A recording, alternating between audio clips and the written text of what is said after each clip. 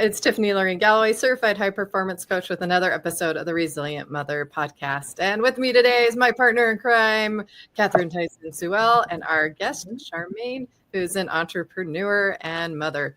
And we're in the month where we're kind of going to be talking about resilient presence and how we really show up in our life as a mom and how we show up for ourselves so that we can be that mom.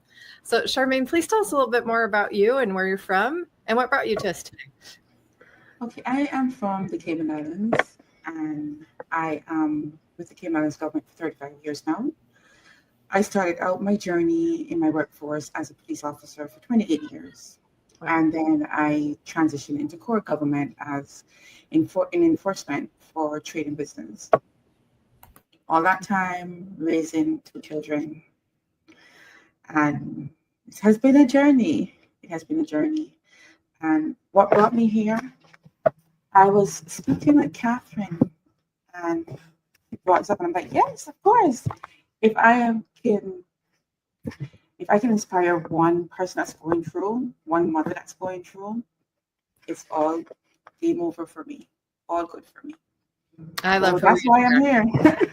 That's what it's all about. We just want to touch lives, and even if we just reach one person, it's definitely worth it. I love that. That resonates so much with me. Well, I'm interested at the challenges of being a police officer. That's not something I would be brave enough to do, let alone do that and raise kids. What were some of the challenges and resilience you had to build around that? Well, I went in at 17, so I wasn't an adult yet when I started my journey in the field. And I went through a lot of challenges. And my son was my firstborn. So raising a boy as a police officer, it was very, very challenging. Being a police officer in a female in a male-dominant area was extremely challenging for me. I felt like persons would just throw me in the deep end to see if I would swim or drown. But I had some really strong and very, very strong upbringing. I was raised by a single mother as well, to a point. She started the prison service. She did 43 years in the prison service. So our house was always under strict management, to say the least. But then when I joined the police service, it was a very, very hard experience for me, because what I went in expecting was not what I got. Sorry, if I could interject here, I do just want to like to bring Tiffany into our reality of being in the Cayman Islands versus being in the United States, being a police officer. So I was a police officer in 1986. Charmaine, what was the year that you joined? I joined 1990, January. Okay, so 4 years later. So just think about being in the islands. A lot of people aren't aware of this, but we are very much, the Little Women. We still fight right now to be recognized as, equal contributors, right? It's very endearing. It's endearing chauvinism. It's endearing, but in America, you would understand that it's not endearing. And so just imagine what Charmaine is talking about is being 17. So not only being a girl in the Cayman Islands, but being 17 in this big man world, right? And needing to prove yourself, and then also being a mother to a child. So her upbringing very much prepared her to kind of kick butt, but she still had a lot of challenges doing that. So I did want to just put that into perspective, because, it's not as simple as you think. 1990 versus 2025 is a very different situation. And we still fight as women to be considered at the table and real players. So just imagine now we're talking about 1990. So I just wanted to just kind of put that in there, because I remember challenges I had in 86, and it was a nightmare. It was like, come here, little lady, after you, little lady, and you're a police officer with a uniform on, and you got the men kind of like, no, you go first, with your pretty little self. I was like, what? Exactly. And I'm not a very tall person. I'm about 5'5". So I'm not a very tall person. And it was really, really, I developed hard skin, Mm. and I'm one that I would tell you my opinion now. Yeah. So it molded me that I had to develop a hard skin, tell you my opinion, stand my ground, because you had at those times, it's not like now where you have like anti-bullying and sexual harassment policies in place. There was none. There was none. It's either you conform to your superior who's a male, or you're going to be fighting. Yes. And I chose to fight, because it took me, I would say, almost 15 years to be promoted, and it took some in my mouth, because I'm not going to be settling for less than what I believe I need to have. Yeah. Yeah. Can you remember a particular situation where you finally decided, hey, I got to be assertive here, and you figured out a tactful way to do it?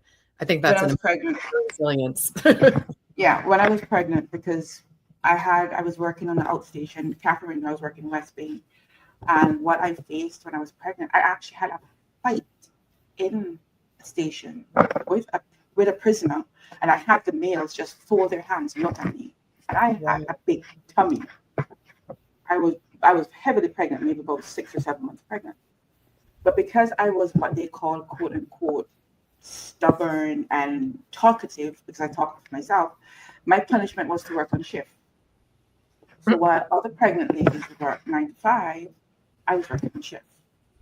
Yeah. And I decided that's the job I love. I'm not going to make anyone bully me out of the job, so I work shift. Yeah. Wow.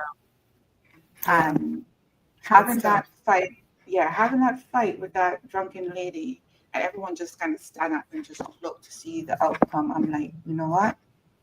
Doesn't matter what. I'm going to prove to you I can make it, baby or not. Wow. Yeah. Because even when I had my son at 6 weeks, 1, 2, 3, 4, 5, 6 weeks old, he was 6 weeks. He was a baby that took breast only. I was back at work doing shift. Wow. I was back at work, heavy breasts, and having to rush to go home, feed the baby, get back to work in that space of time. I had no extra privileges. I had no extra time to do any of that.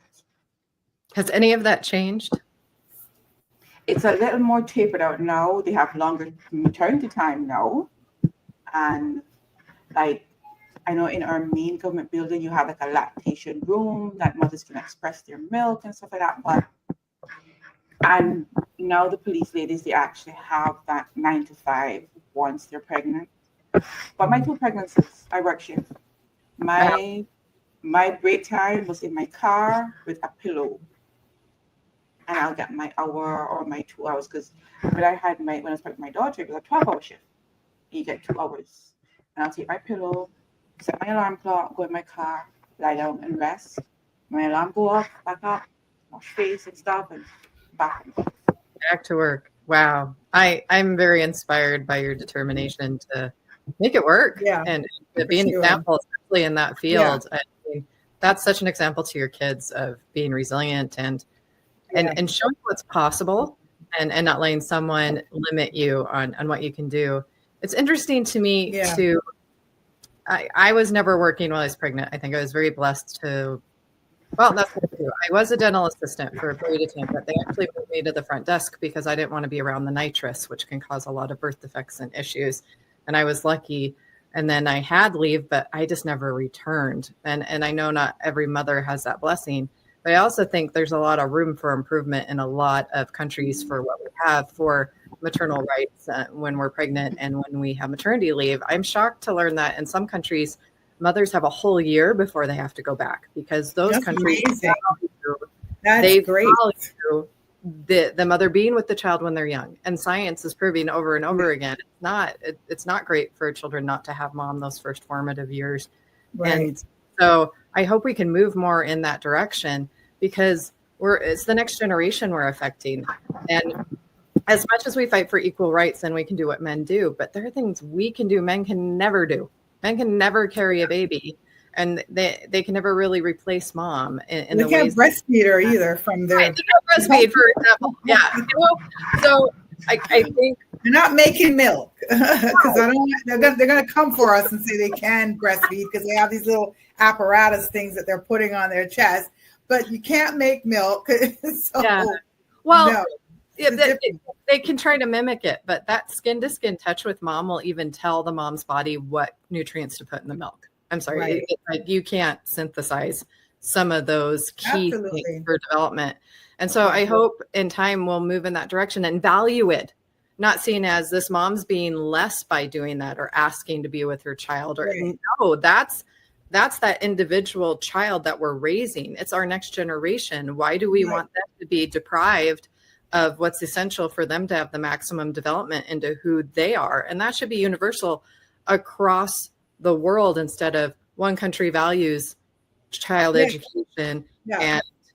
and we're more than the other. we're talking about law enforcement. So Charmaine would have seen on the other side, children that were not nurtured and parented, effectively, maybe for other reasons, but also reasons like the mother could not be there for them. The mother had to go to work. I'm a social worker on the other side of that, where we definitely know what you just said, Tiffany. It is so important for children to have their parents, actually, but definitely to be nurtured, to, that they're not rushed through those stages, because that's what's forming their personality, their trust in the world, how they react to the world, how they feel about the world, their empathy, all of these things that are so necessary to be a decent human being, to contribute in this world. So it is really important. And Charmaine, thank you so much for coming on to the Resilient Mother podcast, because it's stories like this that really we want the world to continue to hear. Because I think we're so accustomed to just carrying everything. Like our bags are strapped on our shoulders. We don't even take them off. Like we literally, I call it, when we were moms, we have a 9 to 5 and a 5 to 9 shift. And then after that, so we never get off. Right. But you don't hear enough about us. You don't hear enough about these amazing stories. You don't see us. And I want us to be on every street corner. Like I literally want moms' pictures to be up in Times Square, just how they put the Victoria's Secret models, because they are the heroes in this world. And I'm not discounting dads. I'm just talking about moms. So I think that it's really important. And I only say that because sometimes you can say things and people get offended. Oh, what about dads? We're not discounting dads. We're just talking about moms right now. And I think that it's just been a demographic of people that continue to work and produce. And then the fallout, we get it. If they turn out good, we get it. If they turn out bad, but there's not enough stories. There's not enough noise being made. So we really appreciate stories like yours to move on, to inspire people, because what you just said was very, very inspirational. It means that if a woman wants to be a police officer, go for it. Just look at, the things that you're going to have to do. You might have to make some adjustments, but you can do it, because you here have a celebrated career of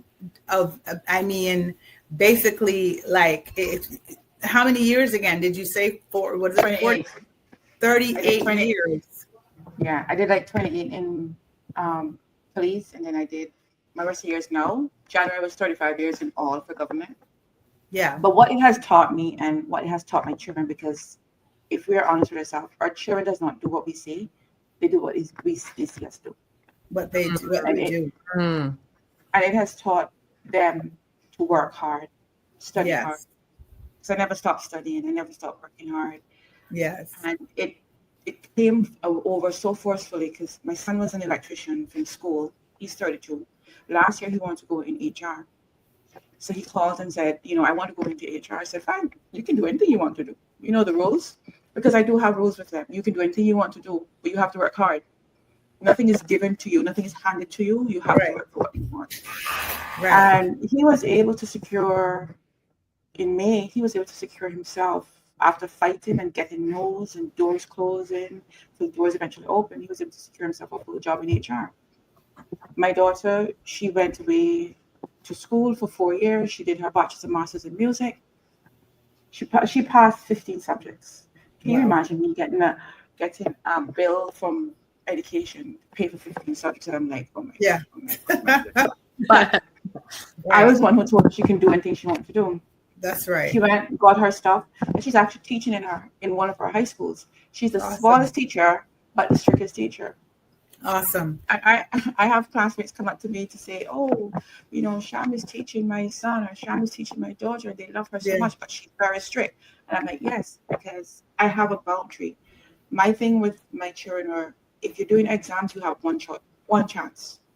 I don't have money to do makeup. One chance. Right. Once I'm paying for it. So you have to work hard to get it done. But it's funny because I used to tell my children, and I want you to finish that, but I used to tell them when they'd complain, you got 3 kids? Because I did all my stuff with 3 kids. I'm like, you got 3 kids? Okay, don't tell me anything. Keep moving. You have 3 kids to take care of? Okay, I don't want to hear it. So I'm hearing you like, go ahead, continue. Yeah, I was just saying that, yes, I went through. I built myself. I built resilience that I know I can stand. I can stand to anything. Because one thing, my mom was not the easiest person to live with. She was a prison officer. So it's like close the cells and she ran a all prison. that kind of stuff. Yes. At 17, I was working full-time shift. But when I was on my days off, I was a child in the house. You can't go out. You can't do this. Wow. She was tough. Like 6 weeks before my 18th birthday, I packed all my things because I'm saying on my 18th birthday, I'm leaving. I need freedom. But she was strict. She was tough. Parenting doesn't come with instructions. But one thing she always said to the 5 of us, she has 5. One thing she always said to us is that you can do anything you want to do. And that's what I impart my children. You can do anything you want to do with the help of God. You can do anything. I know when my son was going through, and January this year, I said to him, it doesn't matter what it looks like. Call it into being. Say it. Speak it. All of the successfulness. There was one point I messaged him. I'm like, you get on your knees and you pray and you ask God to forgive you for all the wrong things you did that you know about. All the wrong things you did you didn't know about. Because amen. Once you have your children, you have to encourage them.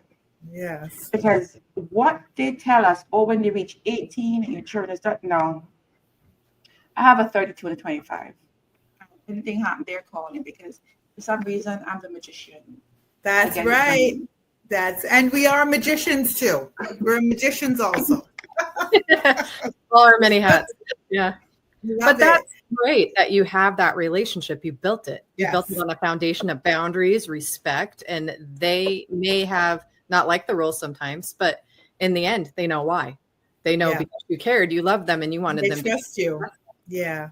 And they saw you doing it. Like you were going through the struggle. You decided I can do this. And like you said, our actions speak way louder than our words. Absolutely. And I think I would say to you, it wasn't an easy road because I had a boy and a girl. After my second pregnancy, I'm like, no, I'm done.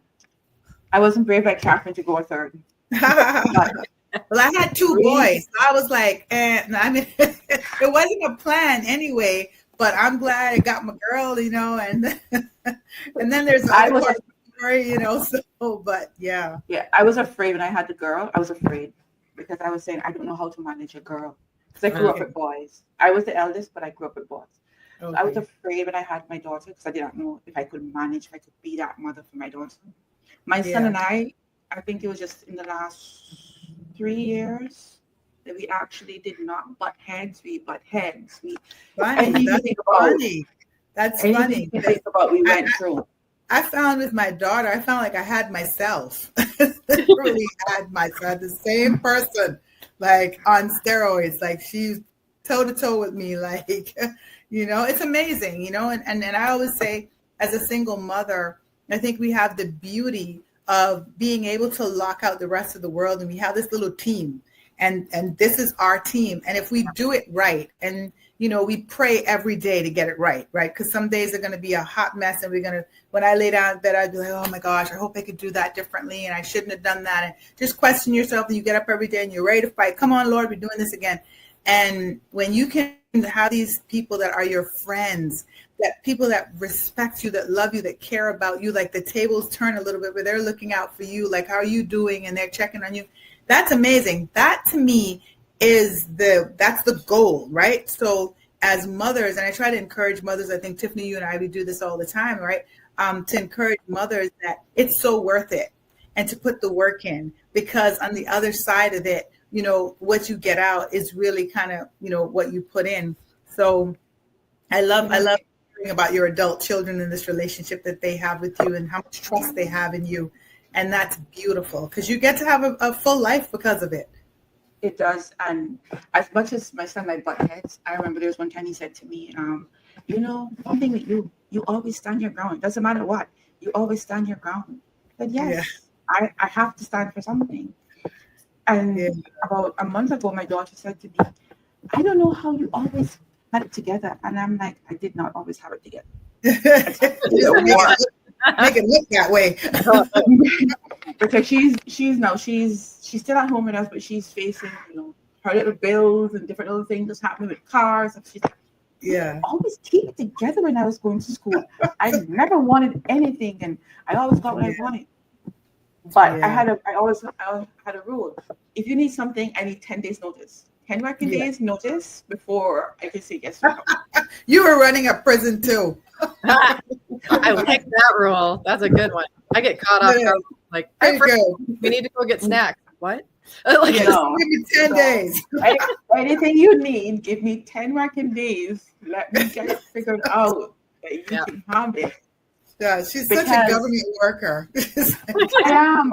I tell them I'm institutionalized. I can't help it because it is such now that even if I have like a dollar, if I have $10, I'm weighing, should I spend it for this? Right. And now you can spend it. Now you can spend it, right? But you're still kind of like, you know. So Tiffany, you get to the point where you can spend it. We're just letting you know you can one day, but you still can. Because talking to the girl going back for a master's here soon. So Ooh. Yeah. And my daughter was in England, so she was like 12 hours plus for me. Wow.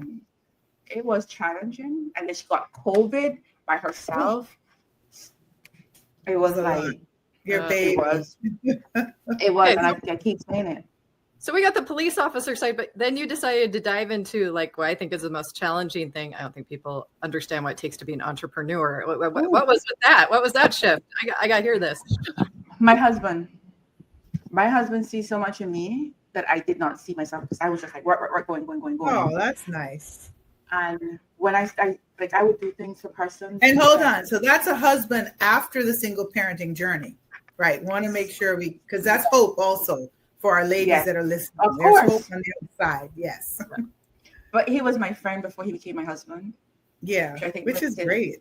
Yeah, and in all my relationships, he's the only person that, and it's frightening, ladies. I think it's frightening after you've been a single parent for a long time and you're making your own decisions, and then you have somebody that comes in your life that really, really means good for you, but you have to get to that point where you have to remind yourself, I don't make decisions by myself anymore. Right. I'm still learning. After 10 years, I'm still learning. And he's the one that he sees it in me that before I see it in myself. So I'm there encouraging my children, you can do this, but I don't see it in myself. And he said to me, why don't you do this? Well, because I do have 2 businesses. It's like, why don't you do this? This is good for you. And if I go to him and I say, I want to try this, he's like, go ahead. And he never puts me down. He never says, no, you can't do it. So my entrepreneurs in network marketing now, and I do have immigration services, but I'm really concentrating on my network marketing because it's a travel business and I can travel into the world. And like I say, at this stage, I tell people I am living my teenage life now. Yes. Because I have somebody that's spoiling me now. So I'm living my teenage life now, as opposed to I'm doing it in reverse.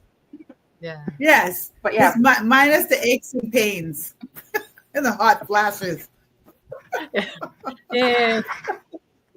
But it's all good. I mean all of that, Catherine. I mean all of that. Hot flashes, pains, everything. I know.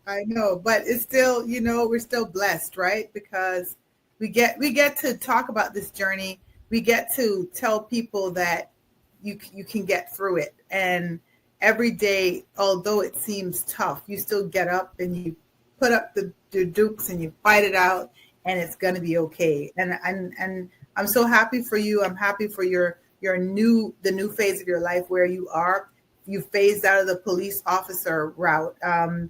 You're still doing some stuff, but you're now also bringing in some things for yourself. So you're able to have more time to work on things for yourself because you don't have the babies they're still crawling, they're still babies, but they're not really babies, So, but yeah, I have a beautiful grandson. My son gave me a grandson. He's going to be 8 this year. He's the love of my life. And I'll tell you, when you get grandbabies, you have a different love for grandbabies. You get to spoil them. You have a different love for grandbabies. It's like, now, you just called your daughter. Did you just call your daughter Charm? Did you name your daughter after you? No, Sham. What is it? Chambria and Charmaine. Okay. I was gonna be like, I was down for it. So I was like, yes, Junior, we need to be like that's cool. But yes, that's Chambria and Charm. But you're Charm and she's Sham. So you're Charm and she's okay, interesting. All right. That's good. Yes, okay. But it's a journey. It wasn't an easy road, but it was a fulfilling road. And like I said, if one person can just take one nugget from this, say, I can do it too, because you can. You can. The universities are coming up, and remember, whoever your higher power is, mine is God, whoever your higher power is, you tell him what you want, and he's going to give it to you. Wow. I have a thing. When your doors are closed, stay in the hall and dance your way through, because they're going to open up. Oh, I love that. I love that too. That is so necessary, because it's that hope, right? It's that hope that makes the difference, makes all the difference in the world. From thinking it's not going to work out to just knowing it's going to work out. I don't know how, but it's going to work out. Like, that's literally how I live my life also. Like, I don't know how. A lot of times sometimes I get so overwhelmed that I stop thinking about it. I'm like, Lord, I'm not even going to do your work for you. I'm not going to think about it, because I know it's going to work out. One way or the other, it's going to work out. And I think that to me, that hope is just that bright light. And what you just said was a word, man. Just tell him what you want, and it's coming through. Yeah, don't micromanage God. Don't micromanage him. I have a thing that says, good morning, this is God. I'm going to take all your problems today. I don't need your help. Yes. And he might show you, he may deliver it in a different way. It may come in it may not come the way you thought it was going to come. And, and sometimes it can come in, no, not that, but here's this. Yeah, exactly. Yeah. Not yet. Wait, hold on. Yeah. I love it. I would say if you're going through, you have the college stuff and all, it's going to come. But guess what? How do you eat an elephant? A bite at a time. If you try to eat all the elephant, you're going to choke. One bite at a time. That's incredible. There's another book I'm reading, says, eat your frog first. The frog is the thing you hate to do that first, get it out of the way, and just move on. I have that book. Eat the frog first. And I'm still trying to figure out if we could have used another term, because I don't know if I want to eat the frog, but you're right. That is why, because most of them hate frogs. Can we eat the chocolate first? Sorry. Nope. Gotta eat the chocolate last. Tiffany, gotta eat the chocolate last. The thing you hate the most is what you do first. Yes. Do the hard things first. Yeah. In high performance habits, that's a huge thing. And the thing with that one is, getting it done by 1. Get the hard things done before 1 in the afternoon, and then your day just seems to free up. And as a single parent and a mom, the earlier I can get up, the earlier I can knock out the workout, the work, the self-care, the cleaning, the stuff that needs to be done. And my kids get home and I'm available. And so, but that also means you got to get that nighttime routine right, because you ain't going to get up if you don't get the nighttime routine. So I think some of the things I'm interested are, with everything you've been through and all these things, what are some habits you have in place or that you develop that help you really own this resilience that you have? Because you have this great resilient attitude, but surely it developed over time. And now you have some things you do every day that maybe might help another mom out. Well, my morning starts at 3:30, sometimes 4. Wow. There's sometimes 3:30. My husband and I get up and we talk about everything and nothing. When I say people, they look at me crazy, but that's it. We talk about everything and nothing. And then I do my affirmations, where I write my affirmations each day, do my Bible, reading, and then there are two things that I listen to religiously. They are non-negotiable on YouTube, which is The Death Crawl, it's a movie, and Arise Champion. Those are two things that I listen to every morning, non-negotiable.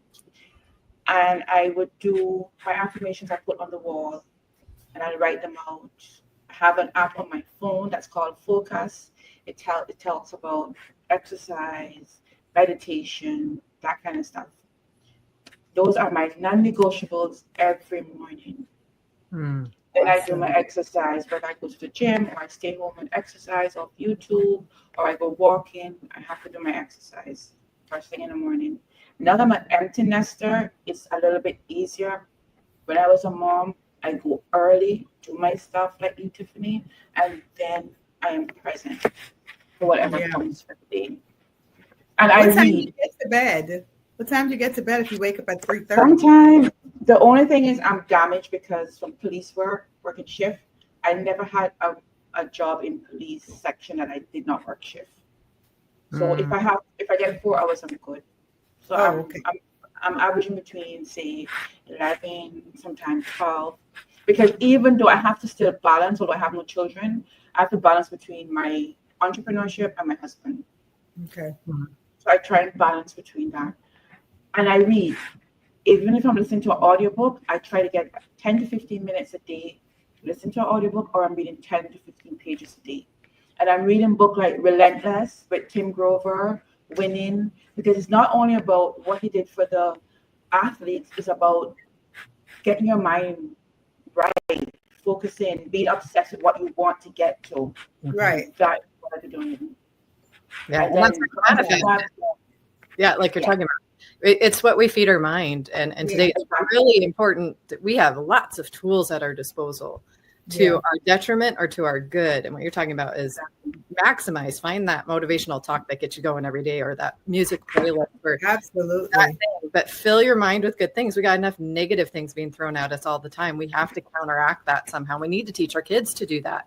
Or they're going to get sucked up in this marketing campaign for everyone's attention. And it's kind of scary because they don't know what we know. I mean, I grew up before cell phones and computers and all of that, and it scares me how dependent we be on those things if we let them. And so I think it's important that, okay, if we're going to have these tools, let's use them for the right thing, and let's be an example of using those for the right thing, and then fill our minds with good. But I've given my children information overload, because I do have a WhatsApp group for the three of us, and I have to send them all these things from YouTube. Great idea. These books and stuff like that. I do too. I when I want to tell everybody something, I talk in there. But I want to tell somebody off privately, I tell them. They've said that to me as adults. They've said that to me, Mommy. You could just told me that on my own. Okay. Sure. Yeah. Some things need to be one-on-one. Yeah. So. And then I just have to remind myself they're adults now to a point. So I have to change how I talk to them. Yes. Because at first I was talking to them like they were still 5 and 10 years old. Yeah. So I had to change how I talk to them now. But it's a learning process.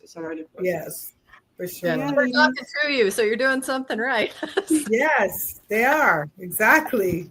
We all want that. We all want them to want to spend time with us when we're older. There's this movement of like completely detaching from your parents that's going on. That's not really what is that? And that's a downfall too of this generation. It's a downfall because I always say that if you have a good parent, or if you're a good parent, the person that you can trust the most in this world should be your parent. So if you are away from that person, then you are at risk for a lot of other foolishness, because the people that are talking to you, it could be your spouse, it could be your partner. The person that brought you into this world generally should be the person that you trust the most, because you should know that person does not want to see you come to harm in any way whatsoever. Where in a relationship may go stale or you separate or whatever. So it's very unfortunate when that people, they actually have to make to create distance between them and the person that brought them here, because they can't trust them. So it's two sides. It's not just, children that are away from the parents, but what's the reason? Are you the parent that you need to be? And I think right now, whoever's listening, even if you're at a point in your life where your children are not connected to you, I want you to start thinking about yourself, look yourself in the mirror and see if there's some areas that you could improve on. There's some areas that you might be able to let go of. It could be something that, you're trying to prove a point, or you need that child to get the point, but they're adult children. And I say this to my clients all the time. Do not alienate your adult children. They have to live their lives. The mistakes that we made, our parents didn't want us to make that either, but we were about our business. Like, you'd come out my business. And then when we learned, we're like, oh, you were so right. But how do you pull back? Like what you just said, Charmaine, how do you pull back then and say, okay, they're adults. Let me see how I can still navigate this relationship without needing to be in control of what they do in their lives, because they're going to make the decision whether or not you agree or not. And so to put yourself in a position of influence to your adult children is so much more effective, So I feel like my children and yours, it sounds like they trust us. So they're willing to sit down and talk with us and work out something with us, because they trust that, we're not just trying to get our way, but we're actually respecting them. But we actually have some good advice. We've done some good things. So they'll listen to us. And I love that. I think that's what every parent should be striving to do. And the parents I'm saying with had very intentional communication. Like they realized at the point that shift, or their intention of what they were saying, instead of just maybe doing what the previous generation did, or focusing totally on what they wanted out of the situation. And I think too, they recognize they're individuals. Right. They are people that are developing into adults. They're not a possession or a trophy or something. Right. Absolutely. Recognize that this is an individual I'm developing, and that they're going to be different than me, but keeping that line of communication open, that Catherine, you said you did, and Charmaine, like that cue of, okay, I need to shift this. Like, I think that's the key right there. The success in the relationship. It's all about asking them what they want as well. For my daughter, it was easier for me to navigate my daughter, find what she wants me to be involved with from what she doesn't want me to be involved with. But my son was more testy. He had to see that at the end of the day, mom was the one who's always have your back. He had to prove that for himself. For my daughter, it was different. It was like, where do you want me to stop being mother and just stand on the guidelines and watch you? And then I did have, in the end part, I did have a good help from my husband, because when he came, he took her as his daughter, and he was able to like hold me back, like, don't do that. I did the other day. She was going somewhere, it was raining, and it's raining, you can't go in there. And he's like, how old is she? So I had to remind myself how old she was and call her back to say, it is raining when you're going out. Just be careful. Yeah. Yes. That kind of thing. So he's my yardstick now that she's still in the house. To remind me, like, she is almost. Well, it's funny you said that. I have a little story about my husband, when we first started dating, it was before we got married. I was helping my son purchase furniture for his new place, and I had really helped him with the real estate, everything, get his place and everything. And so I was helping that, and I had gotten the refrigerator, and I had gotten this and everything. And I was like, okay, and this matches, and this. And my husband was like, does he want that fridge though? And I was like, I don't know. Like, it's a fridge. He'll get the fridge. And he's like, but maybe he doesn't want that. And my son he's the oldest one. He's quiet. He's more quiet than the others, and he doesn't want to hurt me. So he's very like, he's learned a little bit more to stand up and say no. Stop it. But at that time, he was kind of like, I really don't want that fridge, And I was like, you don't want the fridge? What do you mean you don't want the fridge? And it was funny because my husband was like, maybe he doesn't want that fridge. He's a big man, And it's the truth. And I was just kind of pushing along, like, I'm just getting him a fridge. He needs a fridge. And he then was able to say, no, I probably would have wanted one that had this and that. And I was like, I was so offended, by the way. But it was a learning moment for me, because it was like, I don't need to be offended because this man wants a different fridge. He's a grown man. He has his own home. So there are times when, as parents, we really do need to look at ourselves and see what we're doing. And it might not even be a big deal. We could be just as helpful. When they said the road to hell is paved with good intentions, I wanted that guy to get a fridge. It's his fridge. So sometimes mamas, we can just back up a little bit and just flow with them, right? Like you said, ask them. Even with our girls, we have to realize that our girls can manage themselves. Oh, they can manage themselves. Right. When I went to England, I want to fix everything. My husband's like, "We're going out." I was in my head cussing because this needs to fix and that needs to fix. It's fine. I was so embarrassed when I came back. My daughter had everything fixed. It was fixed as soon as you got out the way. Yep. Yeah. We have to take ourselves out the way. Choosing our battles, picking our battles very wisely, because it's very easy for us to take it personally. But half the time it might be because we did take it personally instead of just getting out of the way. Get out of the way. Just get. And now, since that time, and that's been probably maybe 7 years since that time, I have simplified my life so much more, because now when he comes to me with a problem, I'm like, you can figure it out. And it's just made my life easier, because before I was kind of like, it's my baby. It's like, he's a grown man. He's not your baby. Like, so now he's like, well, you can do it. And I'm like, no, you can do it too. So it's kind of helped, for us to really understand. And I think, and moms, we need to take some of those things that we have strapped on our back. We can take those things off. They're heavy. Get them off there. You don't necessarily have to carry them all. So the only thing I would say, even though we said you can figure it out, we're still thinking about it. Yes. We're still praying about it. Yeah. Even with God, right? Even when we give it to him, we walk away and we're still thinking about it. So we didn't really give it to him, did we? Because we're like, I've learned. I'm giving him everything. Yeah. No pressure, no high blood pressure, nothing. Nothing's going to catch me because I'm worrying. That is how I start to focus now. Nothing's going to catch me because I'm worrying. Good. You have everything and I'm moving on. Life is so short that you have to enjoy that little time you have before your number plays. Because when your number plays, you can't say you're not going. Well, and I've probably really seen that as a police officer as well in your day-to-day work. Trust me, I've seen it all. I have seen it all. Yeah, I was quite active, so yeah, I've seen it. I drive by a graveyard on one of the places to drop off my son every week, and every time I go by that graveyard, I've just been thinking, wow, I'm about halfway through my life. What do I think about that? Have I been doing the things that I really wanted to do? Am I showing my kids? And then I also start thinking, do I have a burial plot? Where am I supposed to be? I mean, I get sidetracked, but it's that, am I living intentionally into my life? Am I being that example I want to be to my kids? Because I don't want my tombstone to be like, she tried, right? That is so crazy, because there was a podcast I was listening to with Miles Monroe, a preaching with the eagle mentality. And he says the place in the world the most talent is in the graveyard. The doctors and the lawyers, the entertainers. And you can't just say, I wish I could have tried and failed. Yeah, it'd be better to try and fail with the regret. Yeah. Absolutely. And once you try it, it's never a failure. It's just an unexpected event. There's no mistakes. There's no failures. It's action.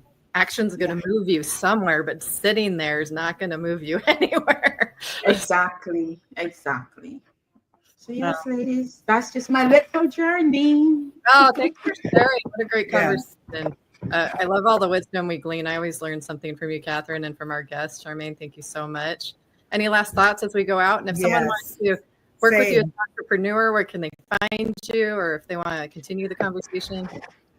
I am on Facebook, TikTok, and Instagram with my name, Shambi Dalhouse Morgan, or Shambi Travel.